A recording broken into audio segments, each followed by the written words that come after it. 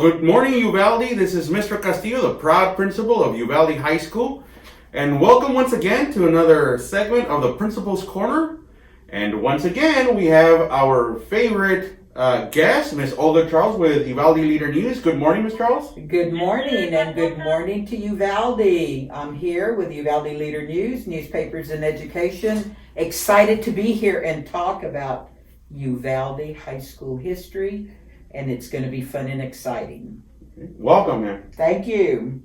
All right, so the topic of today's segment is the Uvalde High School Yearbook, and there's a long history about the beginnings and where we're at now. And Ms. Olga is here to share a little bit about that. Yes, it's an interesting story as to how these annuals got started. So what I did is, of course, I went to the El Progreso Library. And in doing the research, it was really interesting for me because the very first annual was called La Colmena, and it was published in 1914. Now, for those people that don't speak Spanish, what does La Colmena mean? La Colmena is honeybee. So it is a black 8x10 annual, and it was a black suede. I was really surprised that it's a suede book. And they have 4 copies that were donated to the library. And they're falling apart. And I was able to take a picture. Okay. So Mr. Castillo will show you the picture. And it's called La Colmena. And it has a gold embossed B at the top. At the center, it says La Colmena 1914. Okay. So there you go. And black suede, really unusual. And again, you turn the page and then it tells you volume 1. So they were so proud. It says that their superintendent, Mr. Evans, is the one that came up with the idea.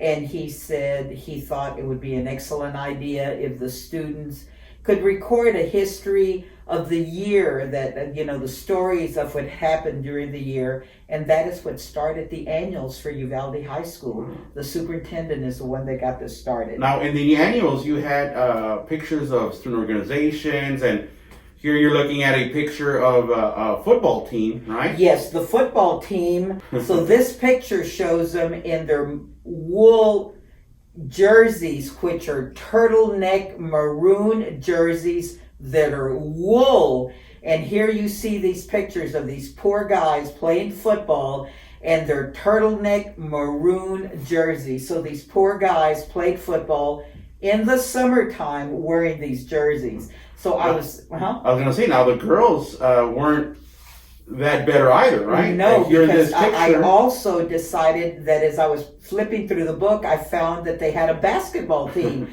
A girls' basketball team. So I decided to take a picture to show you that these poor girls, they play basketball and they're fully clothed in, these long, with these black hose and these skirts. And I thought, look at these pictures to show where we've come from 1914 till now. I just thought it was really interesting. What about 1924? Then we changed. So after 1914, they didn't make another annual till 1924. So at 1924, they, at that class, decided that they were going to make another annual at that point. Well, then they decided that they wanted to change the cover and the name. So at 1924, they made another annual, and at this time, they changed the name to the Beehive. And this time, it is a gray leather cover. And you can barely make out the name, but it says the Beehive in capital letters, and then it says 1924 under there.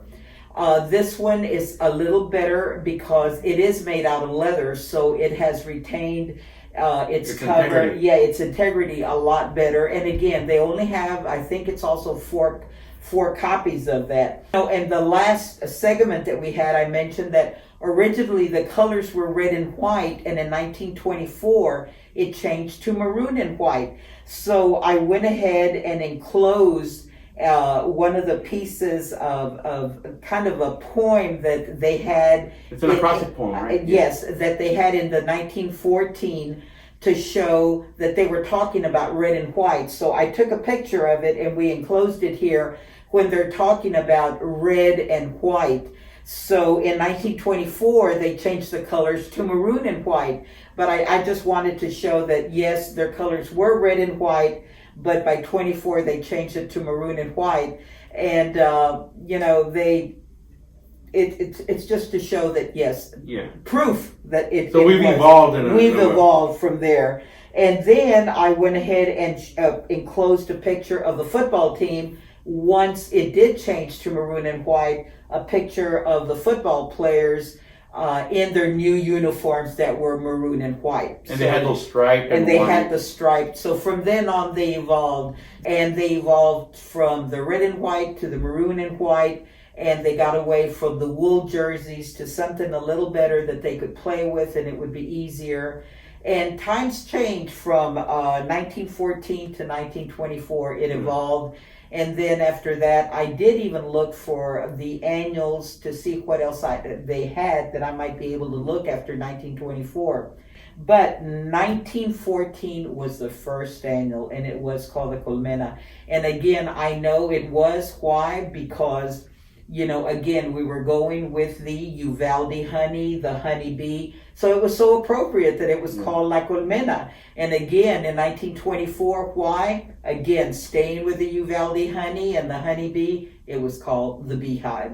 So the Uvalde High School stayed along with the theme that Uvalde had, the honeybee theme. Yeah. And so it was very interesting for the city to have this and the school to stay with the theme. Well, thank you very much, Ms. Charles, for sharing this history on the yearbook.